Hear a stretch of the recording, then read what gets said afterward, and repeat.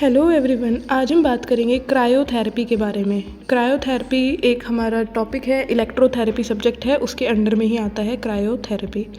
ये हमारा क्रायोथेरेपी की बेसिकली कोल्ड पैक से रिलेटेड है। कोल्ड थेरेपी एक तरीके से ठंडी सिकाई जो होती है, ठीक है, उससे रिलेटेड है। तो बात करते हैं क्रायोथेरेपी होता क्या है। Application of cold for therapeutic purposes, cold को अप्लाई करना, ठीक है, फॉर ट्रीटमेंट पर्पस एक तरीके से। Commonly used in acute injuries, pain management and muscle spasm control. तो आपने देखा होगा जब भी कोई एंकल स्प्रेन होता है, मतलब कोई भी एक्यूट इंजरी होती है तो एक्यूट इंजरी में क्या होता है, इन्फ्लामेशन होती है, उस पर हम लोग हॉट पैक नहीं लगा सकते, हम लोग उस पर कोल्ड पैक लगाते हैं। तो that is cryotherapy. Ice pack का यूज़ करना, कोल्ड पैक का यूज़ करना, ठंडी सिकाई देना एक तरीके से। तो ये बेसिकली एक्यूट इंजरी के केसेस में, पेन मैनेजमेंट की केसेस में और मसल स्पाज्म को कंट्रोल करने के केसेस में क्रायोथेरेपी दी जाती है, ठीक है, कोल्ड पैक दिया जाता है। क्या इफेक्ट है इसके, फिजियोलॉजिकल इफेक्ट्स क्या है इसके। सबसे पहला इफेक्ट है analgesia, slows nerve conduction specially A delta fibres. Analgesia मतलब पेन रिलीफ वाला एक वो है इसका इफेक्ट, कि पेन रिलीफ में हेल्प करता है, नर्व कंडक्शन को स्लो कर देता है, ठीक है। Second one is vasoconstriction. Vasoconstriction reduces blood flow and swelling. मतलब कॉन्स्ट्रिक्ट करता है ब्लड वेसल्स को, जिसके कारण ब्लड फ्लो रिड्यूस हो जाता है और स्वेलिंग भी कम हो जाती है।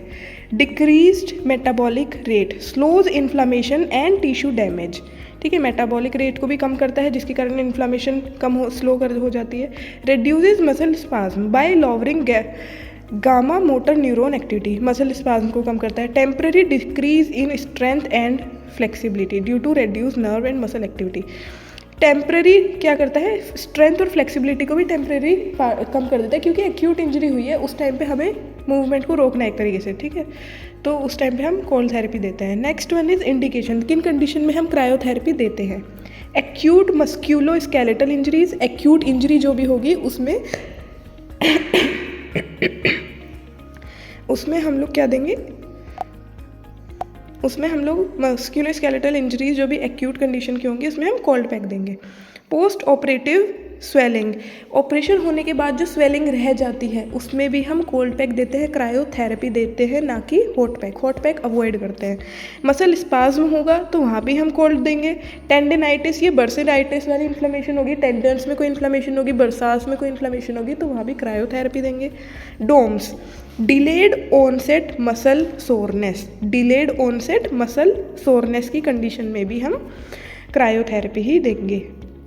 अब बात करते हैं कॉन्ट्रा इंडिकेशंस की, किन कंडीशंस में हम लोग नहीं देंगे।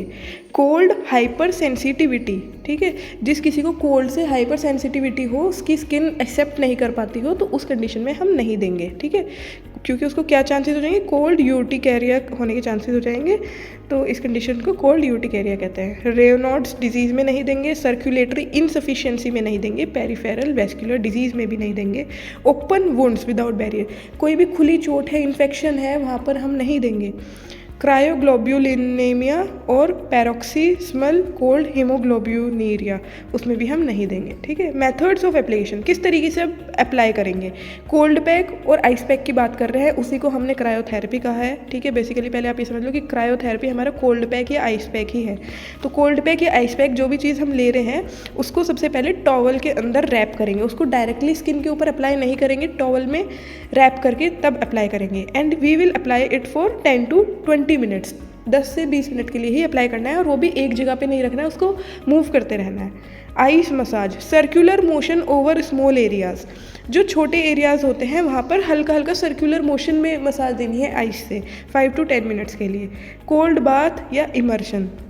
For extremities temperature 10 to 15 degree, ठीक है, एक्सट्रीमिटीज़ के लिए 10 से 15 डिग्री टेम्परेचर होना चाहिए और कोल्ड बाथ देनी है, ठीक है। कोल्ड कंप्रेशन डिवाइसेस, क्रायो कफ कहा जाता है, कंबाइंस कूलिंग विद कंप्रेशन, मतलब कंप्रेशन के साथ कूलिंग का इफेक्ट भी देना है वहाँ पे।